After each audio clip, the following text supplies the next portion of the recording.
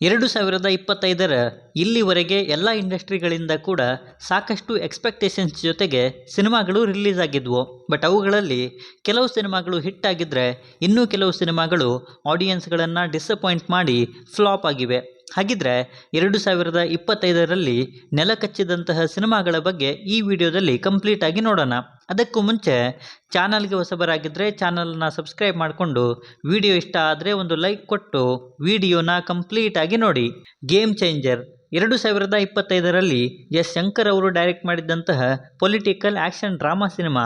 ರಾಮ್ ಚರಣ್ ಮತ್ತು ಕೈರಾ ಅಡ್ವಾಣಿ ಅವರು ಸಿನಿಮಾದ ಮುಖ್ಯ ಪಾತ್ರದಲ್ಲಿ ಕಾಣಿಸಿಕೊಂಡಿದ್ದರು. IPS ಆಗಿದ್ದಂತಹ ರಾಮ್ ನಂದನ್ ನಂತರ IAS ಆಫೀಸರ್ ಆಗ್ತಾನೆ ಆ್ಯಂಡ್ ಅವನ ಪವರ್ ಏನು ಅನ್ನೋದನ್ನು ತೋರಿಸೋ ಕಥೆನೇ ಸಿನಿಮಾ. ಸಿನಿಮಾದ ಸ್ಟೋರಿ ಆ್ಯಂಡ್ ಪ್ರೆಸೆಂಟೇಷನಲ್ಲಿ ಏನೂ ಕೂಡ ಇರಲಿಲ್ಲ ಆ್ಯಂಡ್ ಇದರಿಂದ ಆಡಿಯನ್ಸ್ಗಳು ಈ ಸಿನಿಮಾನ ಕೈ ಬಿಟ್ಟರು. ಇದರಿಂದ 350 ಕೋಟಿ ಬಜೆಟಲ್ಲಿ ರೆಡಿಯಾಗಿದ್ದಂತಹ ಈ ಸಿನಿಮಾ ಬಾಕ್ಸ್ ಆಫೀಸಲ್ಲಿ ಕೇವಲ 195 ಕೋಟಿ ಕಲೆಕ್ಟ್ ಮಾಡಿ ಡಿಸಾಸ್ಟರ್ ಆಗಿ ಸಾಬೀತಾಯಿತು. ಥಗ್ ಲೈಫ್ ಇದು ಮಣಿರತ್ನಂ ಅವರು ಡೈರೆಕ್ಟ್ ಮಾಡಿ 2025ರಲ್ಲಿ ಬಂದಿದ್ದ ತಮಿಳು ಭಾಷೆಯ ಸಿನಿಮಾ. ಕಮಲ್ ಹಾಸನ್, ಸಿಲಾಂಬರಸನ್ ಮತ್ತು ತ್ರಿಷಾ ಕೃಷ್ಣನ್ ಅವರು ಈ ಸಿನಿಮಾದಲ್ಲಿ ಮುಖ್ಯ ಪಾತ್ರದಲ್ಲಿ ಕಾಣಿಸಿಕೊಂಡಿದ್ದರು. ಇದೊಂದು ಗ್ಯಾಂಗ್ಸ್ಟರ್ ಆ್ಯಕ್ಷನ್ ಡ್ರಾಮಾ ಸಿನಿಮಾ ಆಗಿತ್ತು.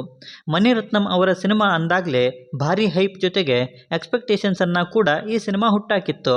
ಬಟ್ ರಿಲೀಸ್ನ ನಂತರ ಅದೆಲ್ಲ ಉಲ್ಟಾ ಆಗೋಯ್ತು.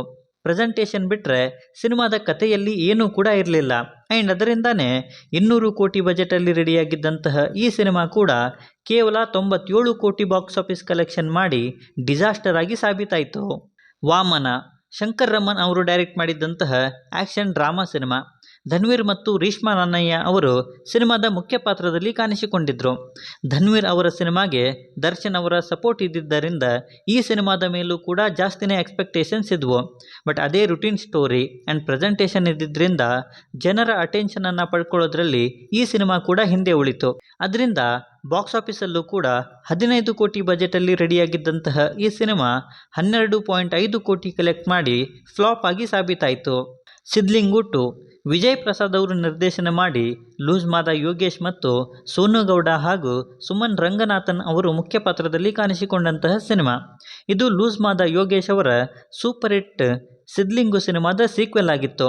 ಸೀಕ್ವೆಲ್ ಅಂದಾಗಲೇ ಸಿನಿಮಾದ ಮೇಲೆ ಎಕ್ಸ್ಪೆಕ್ಟೇಷನ್ ಜಾಸ್ತಿ ಆಗಿದ್ವು.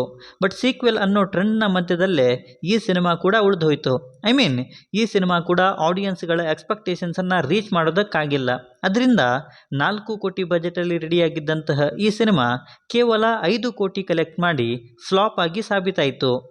L2 ಎಂಪುರಾನ್ ಮಲಯಾಳಂ ಭಾಷೆಯ political action thriller cinema. Prithviraj Sukumaran ಅವರು ಈ ಸಿನಿಮಾನ ಡೈರೆಕ್ಟ್ ಮಾಡಿದರು. ಮೋಹನ್ ಲಾಲ್ ಮತ್ತು ಪೃಥ್ವಿರಾಜ್ ಸುಕುಮಾರನ್ ಅವರೇ ಈ ಸಿನಿಮಾದ ಮುಖ್ಯ ಪಾತ್ರದಲ್ಲಿ ಕಾಣಿಸಿಕೊಂಡಿದ್ದರು.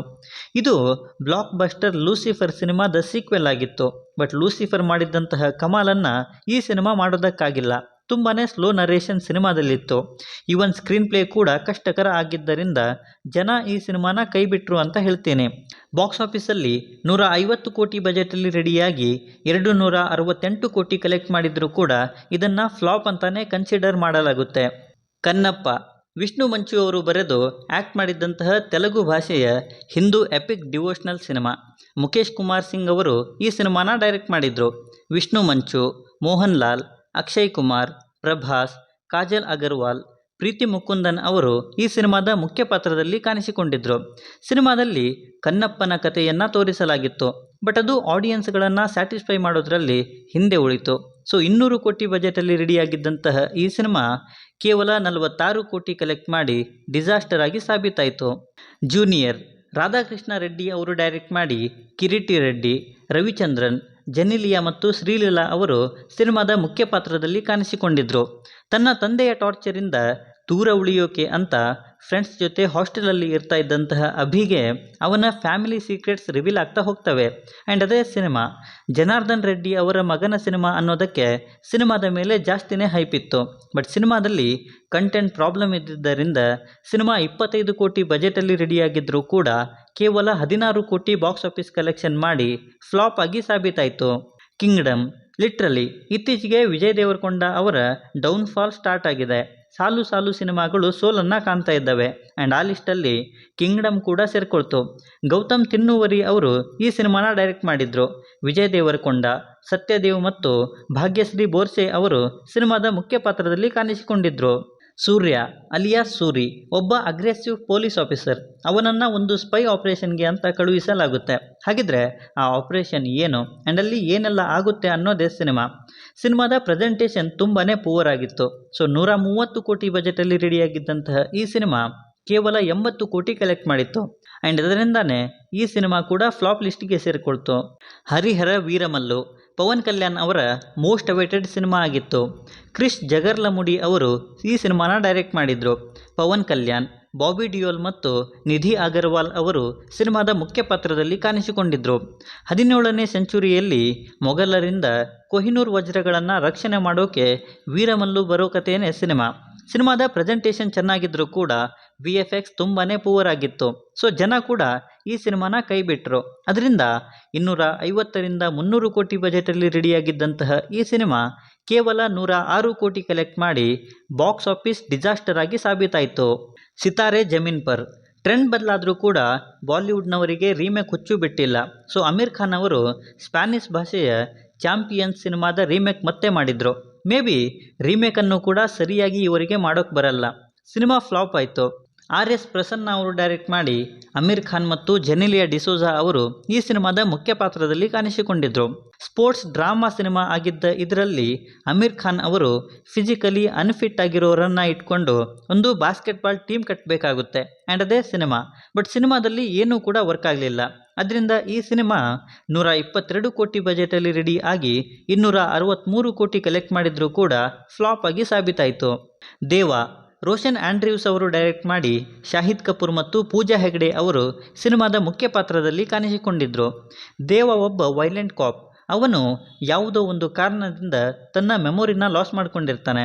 ಹಾಗಿದ್ರೆ ಅದಕ್ಕೆ ಕಾರಣ ಏನು, ಇಲ್ಲಿಂದ ಮುಂದೆ ಅವನ ಜೀವನದಲ್ಲಿ ಏನೆಲ್ಲ ನಡೀತು ಅನ್ನೋದೇ ಸಿನಿಮಾ.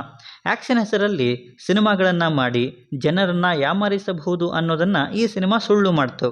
ಆ್ಯಂಡ್ 50 ಕೋಟಿ ಬಜೆಟಲ್ಲಿ ರೆಡಿಯಾಗಿದ್ದಂತಹ ಈ ಸಿನಿಮಾ ಕೇವಲ 51 ಕೋಟಿ ಕಲೆಕ್ಟ್ ಮಾಡಿ ಫ್ಲಾಪ್ ಆಗೋಯಿತು. ಸಿಕಂದರ್ AR ಮುರುಗದಾಸ್ ಅವರು ಡೈರೆಕ್ಟ್ ಮಾಡಿ ಸಲ್ಮಾನ್ ಖಾನ್ ಮತ್ತು ರಶ್ಮಿಕಾ ಮಂದಣ್ಣ ಅವರು ಸಿನಿಮಾದ ಲೀಡ್ ರೋಲಲ್ಲಿ ಕಾಣಿಸಿಕೊಂಡಿದ್ದರು. ಇದೊಂದು ಹಿಂದಿ ಭಾಷೆಯ ಆ್ಯಕ್ಷನ್ ಡ್ರಾಮಾ ಸಿನಿಮಾ ಆಗಿತ್ತು. ಸ್ಟಾರ್ ಅನ್ನೋ ಹೆಸರಲ್ಲಿ ಸಲ್ಮಾನ್ ಖಾನ್ ಅವರು ಸಿನಿಮಾ ಮಾಡ್ತಿದ್ದಾರೆ ಅನಿಸುತ್ತೆ. ಬಟ್ ಅದಕ್ಕೆ ತಕ್ಕ ಹಾಗೆಯೇ ಜನ ಕೂಡ ರಿಸಲ್ಟ್ಸನ್ನು ಕೊಡ್ತಾ ಇದ್ದಾರೆ. ಸೊ ಸಿಕಂದರ್ ಕೂಡ ಹಾಗೆ ಆಗಿ 200 ಕೋಟಿ ಬಜೆಟಲ್ಲಿ ರೆಡಿಯಾಗಿದ್ದಂತಹ ಈ ಸಿನಿಮಾ 177 ಕೋಟಿ ಕಲೆಕ್ಟ್ ಮಾಡಿ ಫ್ಲಾಪ್ ಆಗಿ ಸಾಬೀತಾಯಿತು. ಲಿಟ್ರಲಿ ಇಷ್ಟು ದೊಡ್ಡ ಸ್ಟಾರ್ಡಮ್ ಇರುವಂತಹ ನಟನ ಸಿನಿಮಾ ಬಂದಿದ್ದು ಕೂಡ ಗೊತ್ತಾಗಲಿಲ್ಲ, ಇವನ್ ಹೋಗಿದ್ದು ಕೂಡ. ವಾರ್ 2 YRF ಸ್ಪೈ ಯೂನಿವರ್ಸ್ನ one of the most expected cinema ಇದಾಗಿತ್ತು. ಅಯಾನ್ ಮುಖರ್ಜಿ ಅವರು ಈ ಸಿನಿಮಾನ ಡೈರೆಕ್ಟ್ ಮಾಡಿ ಋತಿಕ್ ರೋಷನ್, ಜೂನಿಯರ್ NTR ಮತ್ತು ಕೈರಾ ಅಡ್ವಾಣಿಯವರು ಸಿನಿಮಾದ ಮುಖ್ಯ ಪಾತ್ರದಲ್ಲಿ ಕಾಣಿಸಿಕೊಂಡಿದ್ದರು. ಸಿನಿಮಾದಲ್ಲಿ ಋತಿಕ್ ರೋಷನ್ ಮತ್ತು ಜೂನಿಯರ್ NTR ಅವರ one of the best duo ಇಲ್ಲಿ ವರ್ಕ್ ಆಗಿತ್ತು. ಬಟ್ ಸ್ಟೋರಿ ಲೈನ್ ತುಂಬಾ ಬೋರಿಂಗ್ ಆಗಿದ್ದರಿಂದ ಆ್ಯಂಡ್ ಪ್ರೆಸೆಂಟೇಷನ್ ಕೂಡ ರುಟೀನ್ ಆಗಿದ್ದರಿಂದ ಜನ ಈ ಸಿನಿಮಾನ ಕೈ ಬಿಟ್ಟರು. ಸೊ 400 ಕೋಟಿ ಬಜೆಟಲ್ಲಿ ರೆಡಿಯಾಗಿದ್ದಂತಹ ಈ ಸಿನಿಮಾ ಕೇವಲ 224 ಕೋಟಿ ಕಲೆಕ್ಟ್ ಮಾಡಿ ಫ್ಲಾಪ್ ಆಗಿದೆ. ಸೊ ಇವಿಷ್ಟು ಸಿನಿಮಾಗಳು ಇವತ್ತಿನ ನನ್ನ ಲಿಸ್ಟಲ್ಲಿ ಇದ್ದಂತಹ ಜಾಸ್ತಿ ಎಕ್ಸ್ಪೆಕ್ಟೇಷನ್ ಜೊತೆಗೆ ಬಂದು ಫ್ಲಾಪ್ ಆಗಿರುವಂತಹ ಸಿನಿಮಾಗಳು, ನೆಲಕಚ್ಚಿರುವಂತಹ ಸಿನಿಮಾಗಳು. ಸೊ ಈ ಸಿನಿಮಾಗಳಲ್ಲಿ ನಿಮ್ಮನ್ನು ಡಿಸಪಾಯಿಂಟ್ ಮಾಡಿದಂತಹ ಸಿನಿಮಾ ಯಾವುದು ಅನ್ನೋದನ್ನು ಕೆಳಗೆ ಬರೆದು ತಿಳಿಸಿ. ಬಾಕಿ ವಿಡಿಯೋದಲ್ಲಿ ಏನಾದರೂ ಇಷ್ಟ ಆಗಿದ್ದರೆ ದಯವಿಟ್ಟು ಚಾನಲನ್ನು ಸಬ್ಸ್ಕ್ರೈಬ್ ಮಾಡಿಕೊಂಡು ಸಪೋರ್ಟ್ ಮಾಡಿ. ಕೊನೆಯಲ್ಲಿ ಸಿಗ್ತಾ ಇರೋಣ.